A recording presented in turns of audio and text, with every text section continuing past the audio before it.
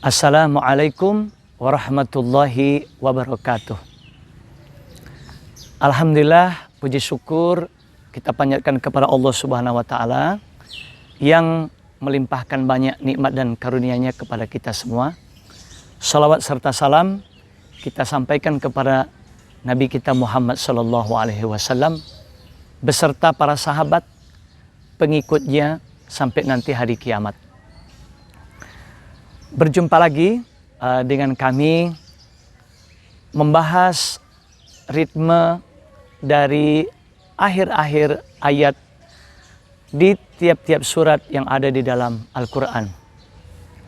Sebelumnya kami doakan semoga para penonton, para pemirsa dimanapun Anda berada, semoga Allah limpahkan kepada kita nikmat sehat dan nikmat iman serta Islam sampai nanti di akhir hayat kita. Pada kesempatan kali ini, surat yang akan kita bahas adalah surat Al-Ma'un. Baiklah, saya akan bacakan bunyi dari surat Al-Ma'un. A'udzu billahi minasy syaithanir rajim. Bismillahirrahmanirrahim. Ara'aital ladzi yukadzibu bid-din. فَذَلِكَ الَّذِي يَدُعُّ الْيَتِيمَ وَلَا يَحُضُّ عَلَى طَعَامِ الْمِسْكِينِ فَوَيْلٌ لِلْمُصَلِّينَ الَّذِينَ هُمْ عَنْ صَلَاتِهِمْ سَاهُونَ الَّذِينَ هُمْ يُرَاءُونَ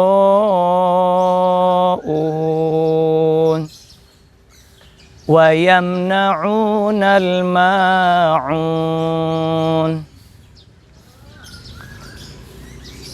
Kalau kita perhatikan tiap-tiap akhir ayat dari surat Al-Ma'un ini ada kesamaan bunyi atau keserasian bunyi. Yang menjadi kesamaan atau keserasiannya adalah di tiap-tiap akhir ayatnya secara hukum tajwid itu hukum tajwidnya disebut mad arid lisukun. Seperti ayat pertama, ara'aital ladzi yukadzibu bid-din. Kemudian ayat yang kedua, فَذَلِكَ الَّذِي يَدُعُّ الْيَتِيمَ. Lalu ayat yang ketiga, وَلَا يَحُضُّ عَلَى طَعَامِ الْمِسْكِينِ. Ayat yang keempat, فَوَيْلٌ لِلْمُصَلِّينَ. Ayat yang kelima, Alladzina hum an salatihim sahun. Ayat yang keenam, Alladzina hum yura'un. Dan ayat yang ketujuh, wa yamna'unal ma'un.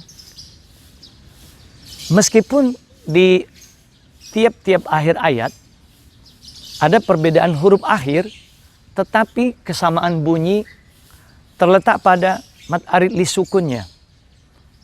Yang mana panjang bacaan dari mad arid lisukun itu bisa 2 harokat, 4 harokat, maupun 6 harokat. Jadi disitulah letak keindahan Al-Quran dari segi ritme atau keserasian bunyi, bukan hanya di ayat pertama, kedua, ketiga, keempat, kelima, keenam, tapi semua sampai 7 ayatnya ada kesamaan bunyi dari tiap-tiap akhir ayatnya.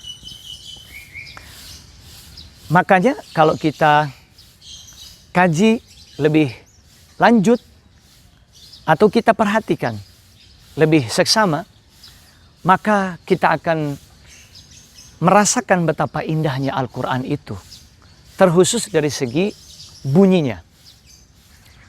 Nah, marilah kita kaji lebih lanjut. Tidak hanya dari segi keindahan bunyi, tetapi juga dari segi kandungan maknanya. Sehingga kekaguman kita terhadap Al-Quran bukan hanya pada keindahan bunyi, keserasian irama dari tiap-tiap akhir ayatnya, tetapi juga dari segi kandungannya kita bisa pahami untuk kita terapkan dalam kehidupan kita.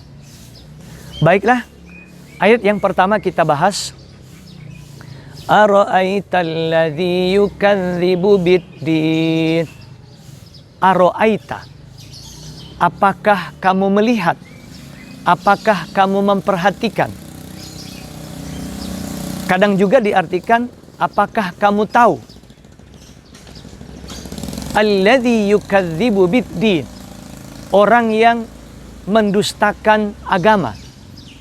Jadi kalau digabung, ara'aital ladzi yukadzibu biddin, tahukah kamu orang yang mendustakan agama? Bisa jadi orangnya telah memeluk agama Islam, sudah masuk agama Islam, tetapi masih dikatakan orang itu mendustakan agama, tidak mengakui agama, tidak melaksanakan agama dengan sebenarnya. Padahal sudah beragama Islam. Padahal sudah memeluk agama Islam, sudah beriman, percaya kepada Allah. Tapi kata Allah masih dianggap mendustakan agama, tidak mengakui agama. Nah, siapa orang yang mendustakan agama itu? Di ayat berikutnya, ayat yang kedua, fadzalika alladzi yad'ul yatim. Fadzalika, maka itu, artinya orang yang mendustakan agama itu adalah alladzi yad'ul yatim, yang menghardik anak yatim. Anak yatim adalah anak yang kehilangan orang tuanya, terkhusus bapak atau ayahnya. Misalnya meninggal, maka terputuslah penopang ekonominya yang memberikan nafkah kepadanya, terputus. Padahal dia masih membutuhkan nafkah. Nah, terhadap anak yatim, banyak yang tidak peduli, bahkan menghardik anak yatim. Anak yatim yang masih membutuhkan bantuan uluran tangan. Bahkan anak yatim seringkali mendapatkan warisan dari orang tuanya. Tetapi harta warisan itu seringkali ada yang mengelola, memegangnya. Bagi yang diamanahi atau diamanati untuk memegang harta anak yatim, kadang menjaga amanat itu. Tetapi ada juga tidak sedikit yang menyalahgunakan amanat. Dia yang menguasai harta anak yatim, kemudian ketika anak yatim membutuhkan hartanya, dia nggak memberikannya. Bahkan ketika anak yatim misalnya meminta haknya, ketika dia diwarisi atau ditinggalin harta warisan oleh bapaknya, maka yang memegang hartanya itu menghardiknya, memarahinya. Itulah yang termasuk mendustakan agama. Dia menghardik, memarahi anak yatim yang meminta haknya, atau anak yatim yang membutuhkan pertolongan, meminta pertolongan, tapi dia hardik. Siapa lagi yang mendustakan agama? Wala yahuddu ala ta'amil miskin, di ayat yang ketiga. Dan dia tidak menganjurkan, tidak mengajak ala ta'amil miskin, untuk memberikan makanan kepada orang-orang miskin. Dia sibuk dengan kesenangan dirinya. Dia makan, dia minum di tempat-tempat yang enak, tempat-tempat yang mahal. Tetapi orang-orang yang ada di sekelilingnya, orang-orang miskin, orang-orang yang kekurangan makanan, kekurangan harta, dia tidak pedulikan. Dia nyenyak tidur, sedangkan orang-orang yang di sekelilingnya banyak yang lapar, tapi dia tidak pedulikan. Itu juga termasuk orang yang mendustakan agama. Jadi beragama itu tidak cukup ibadah ritual, tetapi juga ada kepedulian sosial, baik terhadap anak yatim maupun kepada orang-orang miskin. Kemudian di ayat yang keempat, fawailul lil musallin, maka celaka, kata Allah, lil musallin, bagi orang-orang yang sholat. Kenapa kok orang yang sholat celaka? Bukankah orang yang sholat itu menjalankan perintah Allah? Harusnya menjadi orang yang beruntung, orang yang selamat. Tapi kenapa Allah bilang celaka bagi orang yang sholat? Nah, kalau kita perhatikan lebih jauh, ada lanjutan di ayat berikutnya. Siapa orang yang sholat tapi celaka? Alladzina hum an sholatihim sahun.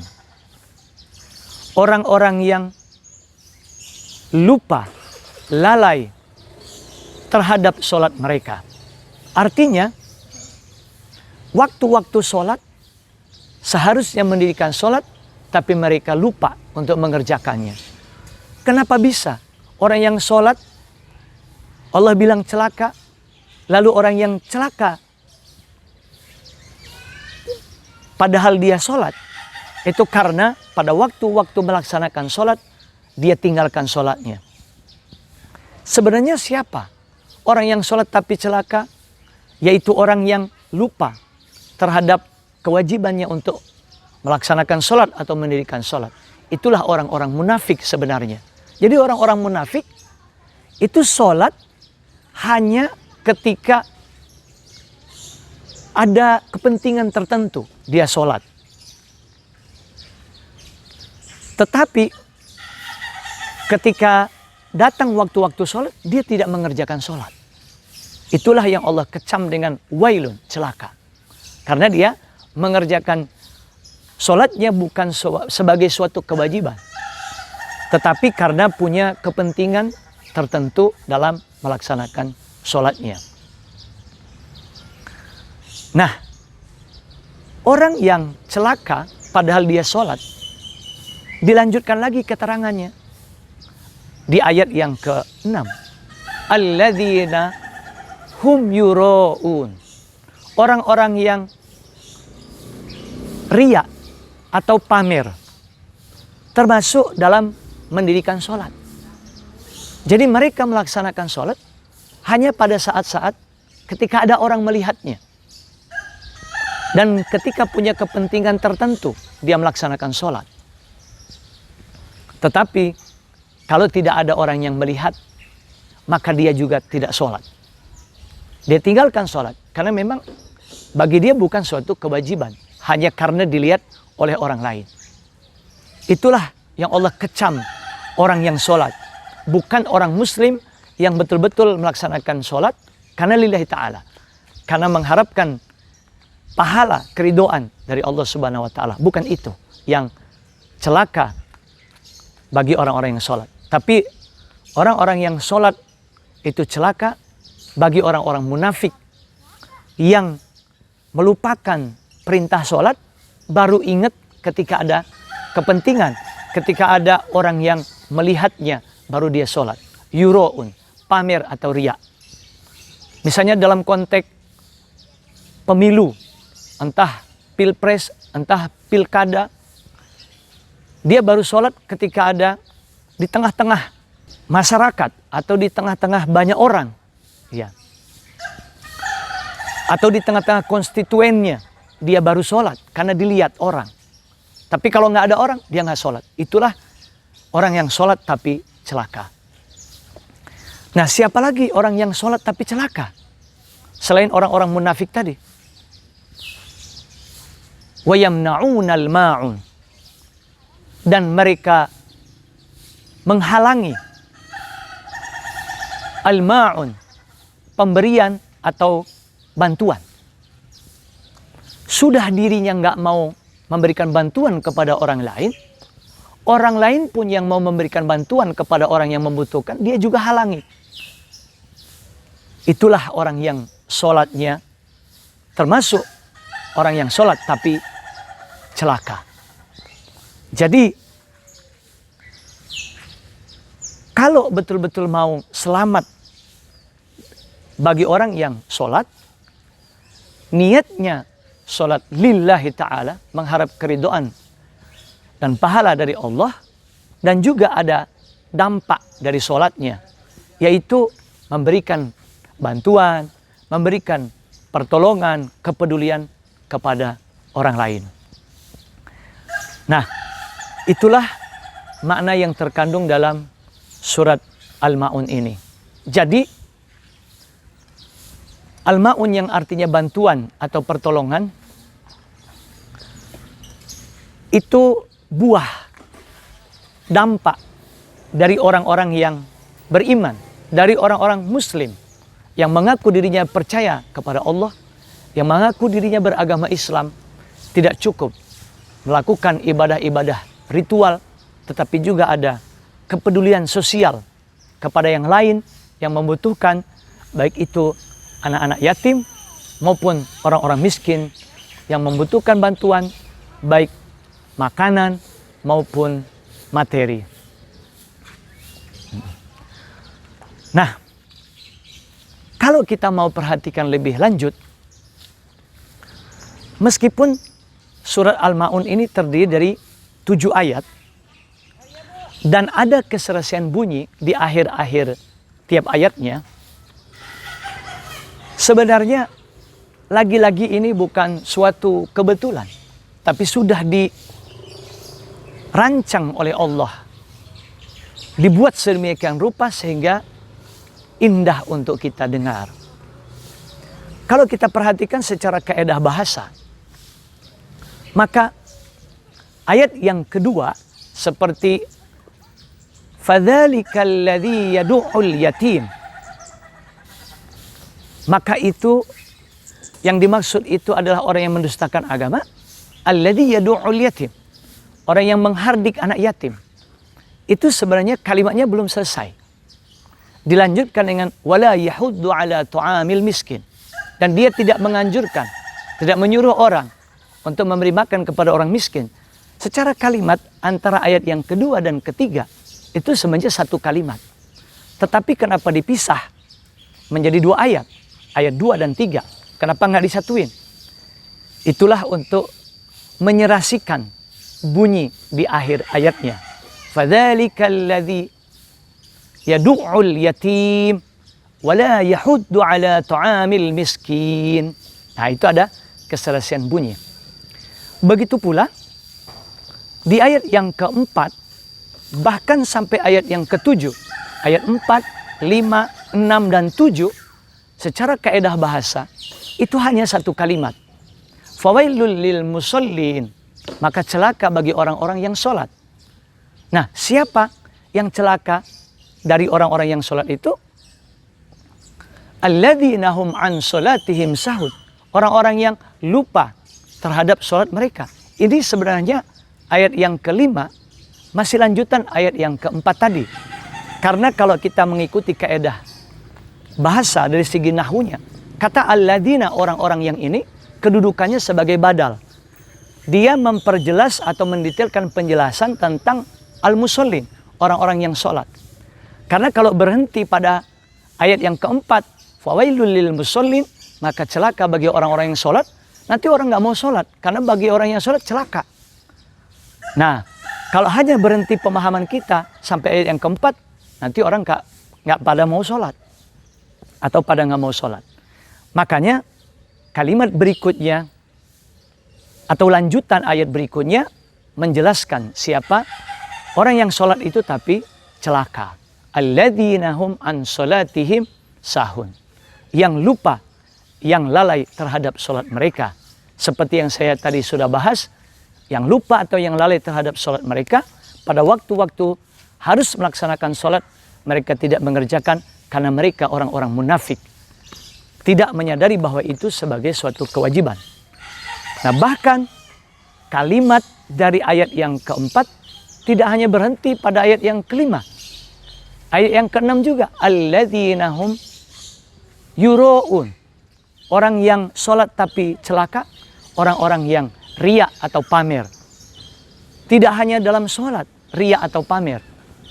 Tetapi dalam berbagai aspek. Dalam berbagai aspek perbuatannya dia pamer. Misalnya dia sedekah. Pengen dilihat orang. Atau karena ada orang yang melihat dia baru sedekah. Itu juga yura'un. Dan terakhir, wayamna'unal ma'un. Itu juga masih rangkaian kalimat di ayat yang keempat tadi. Siapa orang-orang yang sholat tapi celaka? Wayamna'unal ma'un. Dan mereka menghalangi, melarang orang lain untuk memberikan bantuan. Jadi, antara ayat 4, 5, 6, dan 7 itu semuanya hanya satu kalimat. Makanya kita sering mendengar ada imam yang membaca antara ayat yang keempat dan ayat yang kelima disambung. Fawailul lil musallin alladzina hum an salatihim sahun. Karena memang itu dari segi kalimat masih nyambung. Tetapi kalau kita mau nitik beratkan pada keindahan bunyi, nggak apa-apa kita berhenti. Itu artinya kita memperhatikan keserasian bunyi. Tetapi kalau dari segi kalimat, itu semuanya masih berlanjut. Nah, begitulah kajian kita dari surat Al-Ma'un ini. Tidak hanya dari keserasian bunyi di tiap-tiap akhir ayatnya, yang kita bisa rasakan keindahannya, tetapi juga dari segi kandungan maknanya untuk kita terapkan dalam kehidupan kita. Jadi, kesimpulannya adalah tidak cukup kita soleh sendiri. Hanya ibadah, sholat, puasa. Tetapi juga ada kepedulian kita terhadap orang-orang yang membutuhkan bantuan. Entah anak yatim, entah orang-orang miskin. Sedikit rezeki, banyak rezeki, ada hak orang lain pada harta kita. Untuk kita keluarkan bagi yang membutuhkan. Mudah-mudahan kajian singkat pagi hari ini memberikan motivasi bagi kita, menumbuhkan semangat untuk berbagi kepada orang lain. Sehingga dengan kita berbagi rezeki kepada orang lain, sekecil apapun, sebesar apapun yang kita keluarkan, membawa keberkahan terhadap harta yang Allah titipkan kepada kita. Terima kasih, mudah-mudahan bermanfaat. Mohon maaf kalau ada kekurangan. Billahi taufiq wal hidayah. Wassalamualaikum warahmatullahi wabarakatuh.